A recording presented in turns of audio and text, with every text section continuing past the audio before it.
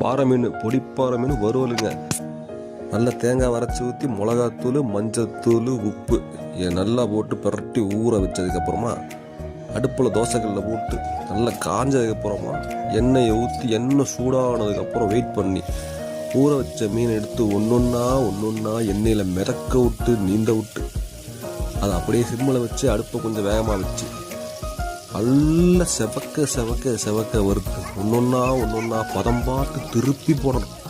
போட்ட மீனை ஒன்றொன்னா அமுக்கி பார்த்தாலே தெரிஞ்சிடும் வெந்துருச்சா வேகலையாடு. வேக வாசம் ஒன்று வரும் பாருங்க, அப்படியே எச்சில் நாக்கு ஊர். குழம்புக்கு வச்சு சாப்பிட்டாலும் சரி, ரசத்துக்கு வச்சு சாப்பிட்டாலும் சரி, தயிருக்கு வச்சு சாப்பிட்டாலும் சரி, சும்மா அருமையான டேஸ்ட்டுங்க. எங்கள் வீட்டில் இன்றைக்கி மீன் வறுவல். உங்கள் வீட்டில் என்னென்னு கமெண்ட் பண்ணுங்கள். இன்னொரு நாள் இன்னொரு வேளை சந்திப்போம். நன்றி, வணக்கம்.